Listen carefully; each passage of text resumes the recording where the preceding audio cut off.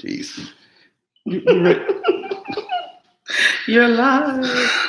Do you remember that show, Candy Camera? Mm-hmm. Good morning. Good morning.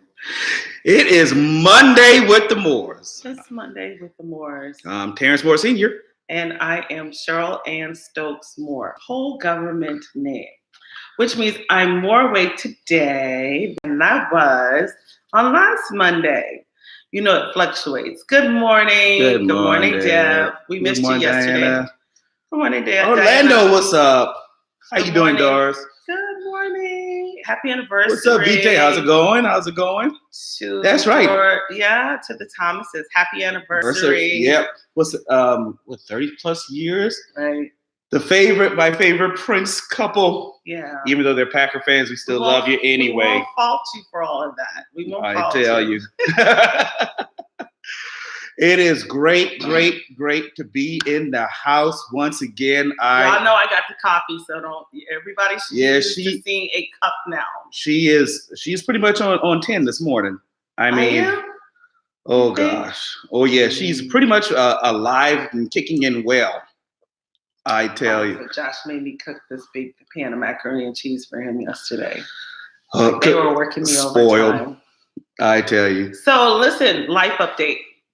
First, life update. I have to share. So, people that know us personally, our youngest son, my baby. Yes, coffee. Hey, hallelujah. Cheers. Our youngest son is away in college, and for those of you that know TJ or Terrence Jr., and the couple, morning, school Joyce. Ends the 1st of May. Good morning, Joyce. The 1st of May. And he's going to be a rising junior. And that is so amazing. It's like we just dropped him off. Remember I was crying and going through so bad. God. She was a mess. He's going to be going to be a junior and possibly, maybe, not quite sure, finishing a semester early because he keeps carrying these full loads. Man, and so I did so good. This is how amazing I was. So I was telling somebody, oh, good morning, Bert. Actually, it was Bert. I was saying, I'm going to be in tears because he was home for spring break, which was a complete surprise that we were able to fly him in because sometimes he has to do music tours. So he did this time, and I just knew I was going to be a wreck yesterday, just crying because this flight left because that's the normal. So early. That's the normal. I cry every trip. Never a time I don't cry. I did not, you guys. I didn't cry yesterday. I was waiting for it. I was waiting for it. TJ, I love you. The sentimental text and phone calls first night. And he literally, I was up working last night, maybe, it was like almost midnight. And he says, Mom, somebody giving me heart. I'm bad. Says, Mom, I'm just calling to check on you. Because usually you're wrecked. You're usually blowing up my text, my phone. Calling, I'm hearing from you, and you're usually blowing up my phone. Exactly. So I think I'm growing up. I think I'm maturing. I'm still waiting. He's not coming home after he graduates. He's going to continue in graduate school. And another story for another time. Different direction that the Lord is leading him in. But adjusting, and then the oldest, now he want to go live out the country. But in this time, we'll have places to travel. We like being. Now we have a reason to leave the country again. Right. Excuse me. We do. We have a reason to leave now. So, it's Monday with the Moores. I think the last time we left off, stay tuned. It was about the fact that I was kind of telling my high side lifestyle and I mean, like, okay. Your high lifestyle. I wouldn't. Well, that depends on how you look at high lifestyle. I said your high lifestyle. Yeah, it's true too. But anyway, it was a high lifestyle. I said it was yours. You know how we get in our heads that we think we're somewhere that we're not. But I was, but you just couldn't catch up. But anyway, you just didn't understand. You don't understand. But anyway, and that's what we say too. Anyway. Basically, I was just saying how I met my roommate and how my roommate was connected to me. And then I entered to a relationship in which I was in love with this young lady. And I had friends to just say, hey, calm it down, watch it. And someone wasn't so cool about it. And Cheryl was saying, I was saying the same thing. Yeah, was saying, Terrence, watch it now. So now, this is like, we're like 2.5 years of just friendship. I began to tolerate her. And every time I would see her, I was in my, hey, I'm in college and I want to sow my wild oats. And she had already gone through her journey of her process and whatever and all these crazy stuff that she was in from relationships to almost jail. And so she already went through her process, and here I am not even getting through mine. And so we're like 2.5 years deep in our relationship and classes and everything else. Kind of hanging out, pancakes. When I was ready, because every time I knew her, as we know, as you already said, kind of mentioned last time, every time I see her, I already knew she's going to come with some Jesus stuff. She's going to come up with some church stuff. And I wasn't there. Even though I would go to church every now and then, I wasn't trying to hear, because every time she said that I'm going to hear the Lord said, and she would give me these warnings for so we're, like I said, 2.5 years deep. So we're for about a year within right now, she was been telling me, Terrence. And then all of a sudden she was saying, Terrence, about this relationship, I'm not sure. You better back down. And I challenged her. Well, give me a word. Since you got that's where we dropped out. Give me a word. Since you're so deep and you're so connected to God, why don't you give me a word? Why don't you go to your God and get a word? Mm-hmm. Right now, you and your wannabe Jesus can go to hell. That's right. That's what I said. I'll go to hell. What you talking about? Literally, I know. I mean, y'all should be cooking the emoticon. Whoa! I sure did. He said that. He told me because she was irritating me with this Jesus thing. Times. I mean, like, we cool and everything. You already know where I am when she was coming to our place. By the time the year before, I was me and my roommate were living off campus. We moved on campus, and in between, she had this gap in time between her classes, and so she would come and say, "Can I stay at your room while I wait?" Because I was going to class, and the first thing she would say before I come over there, make sure you change your sheets, because she already knew. Yeah. So it's like, what are you talking about? I can't be walking into the wild zone. Yeah. So that's where I was. Right. That's where he was, and you can't from there tell you from there.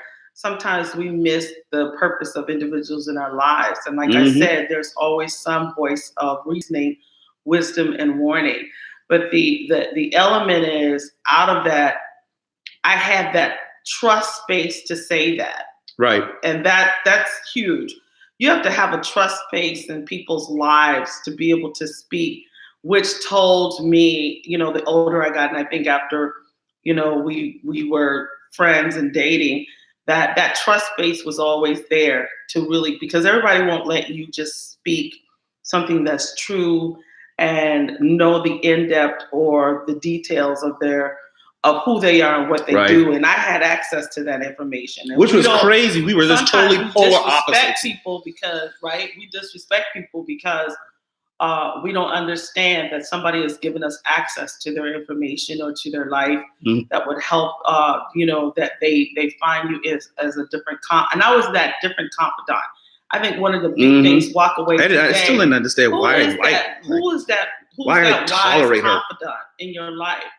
That's outside of your family member. Right. Who is that wise confidant? Not your pastor, not your BFF, but who is that wise confidant? We ended up becoming really best friends out of circumstance and situations. But in that, he did. So I was like, this man gonna tell.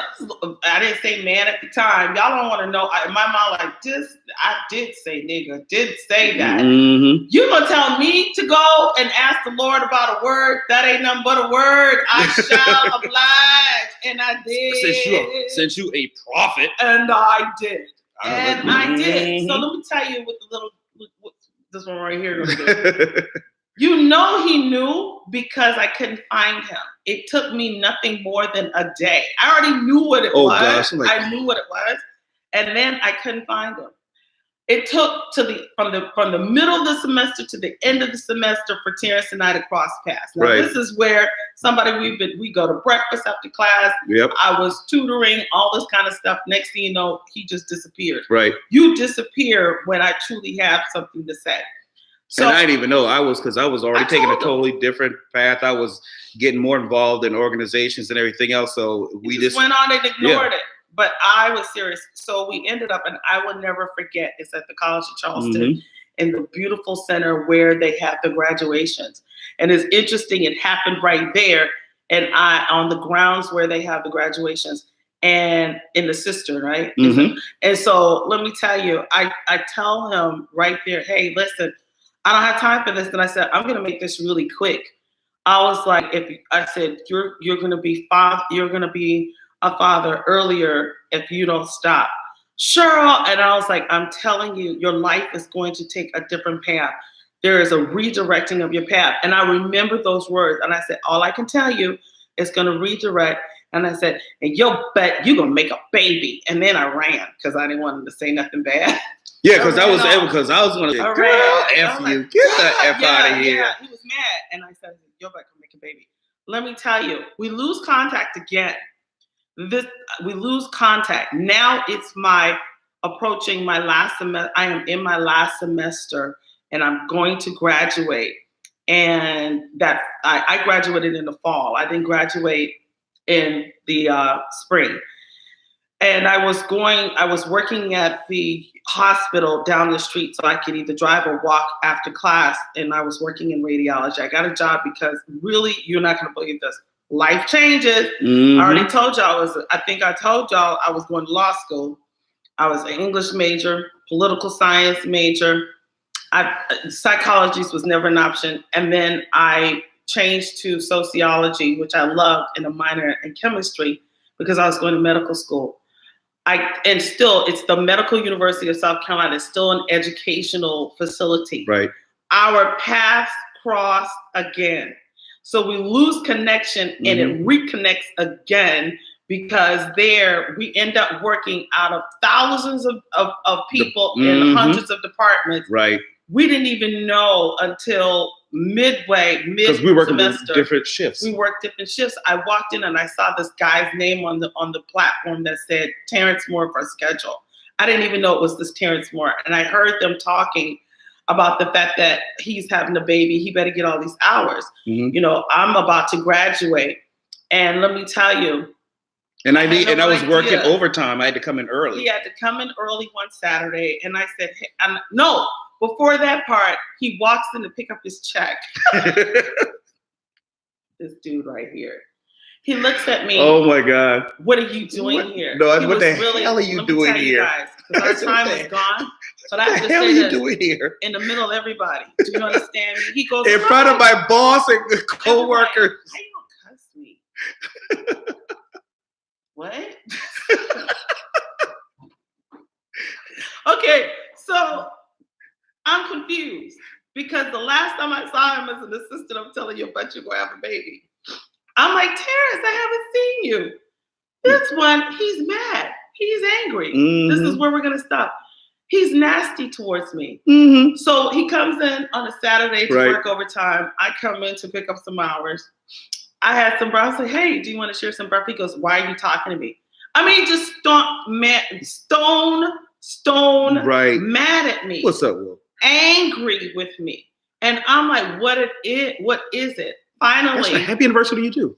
It's the middle of we're both the only two there working, and that was crazy too. We have a knockdown. Man, I was so pissed at Cheryl. Like I yelled at pissed. He was telling me I ruined his life. It was your fault. It's my fault. Do you see that I didn't even know the value? She didn't even know, I didn't even think he valued my words. This dude was telling me to go to hell with my Jesus. But the word truly, I did not know. He goes, I am going to be a father. And it's your fault. And you're the reason. You're the reason. And I was not the reason. But in that, here we are full circle at a manifestation, and he's angry with me. we sometimes don't realize the value of the words and the volume of impact we have in other people's lives. Right. And this was after my receiving other warnings from my friends. Warnings and other people, but you pointed that arrow back at me. Because it was her God involved. Right. He said it was my God. You and your God did this to me. Right. Like, yeah, like they were there when all that was going on. This was a supernatural. But you don't realize the measure when we started talking, the full circle, not only full circle, but the magnitude of impact that we sometimes weigh in the lives of individuals. And many of you probably have had where you told individual things and they're mad because you told them the truth. And it happens and you warn them. And then they throw that anger off on you. And that's what was going on. I was not ready to handle the truth or face the truth. It was easier for me to blame Cheryl and God than to take on be responsible for my own actions. I just wasn't there. I was very bitter. And I valued her and I was going through a transition and everything just shook in me. I was so shaken by this whole thing. I wasn't ready. I was not ready to be a father. That decision, not listening, I wasn't ready. Let me tell you what he said. I was a year away from graduating. We actually were supposed to graduate together without even knowing. We were supposed to graduate the semester together. But I forgot how to say this part. He literally said to me, "Well, you told me this was going to happen. You could have stopped this. Right. Why, if you knew that, why didn't you pray for me? Why didn't you pray for me?" Like he put that responsibility on me. And I think when we told our stories of how we wilded out, what we put our parents through, and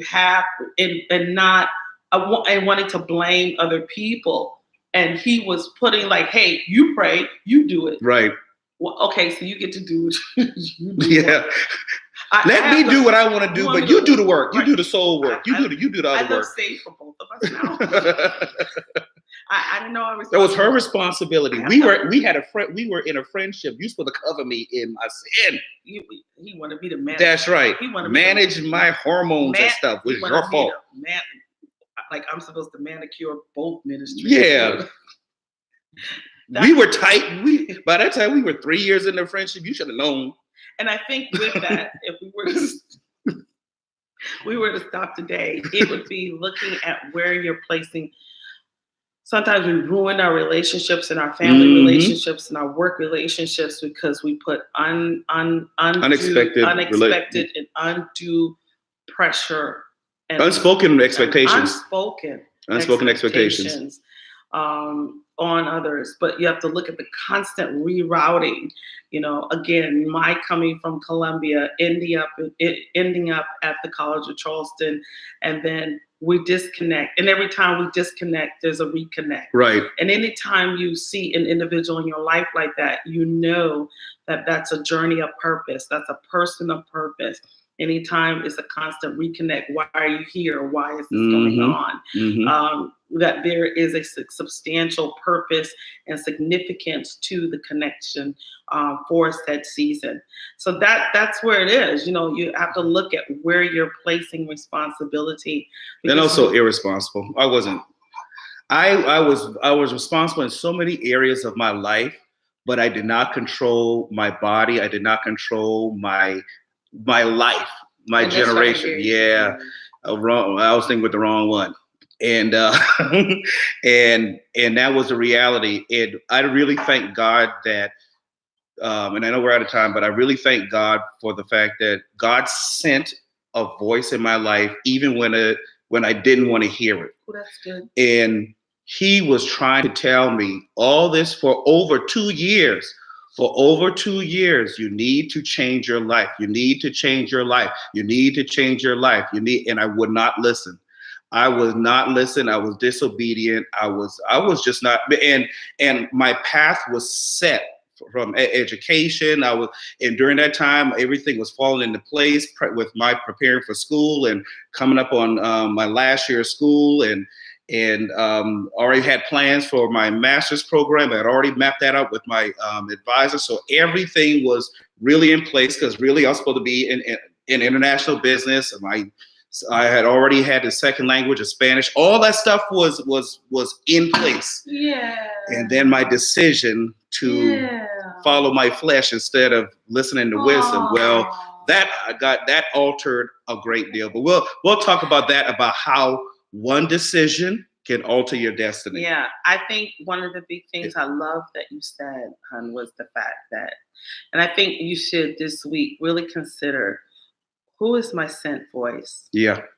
Who is my sent voice? S-E-N-T. Who is my sent voice? Because we are sometimes, I can't hear anything. I don't know what to do. But God has sent the my voice. Sent voice. So that's where we are. Yeah. We may not like the vessel, but God is true to his word. Yeah. So Good we're morning, out. Viola. Good morning, cuz. Hey, yeah, good morning, Chris. Like I said, you join us. And many of the others, we need to get out of here. All right. Love you all. We'll see you next week at 7:15 Monday morning. And by the time we're back, your assignment, who is my sent? Who is your sent voice? Sent voice. All right. Until next week, Monday with the Moors. Love you. Take care. Peace.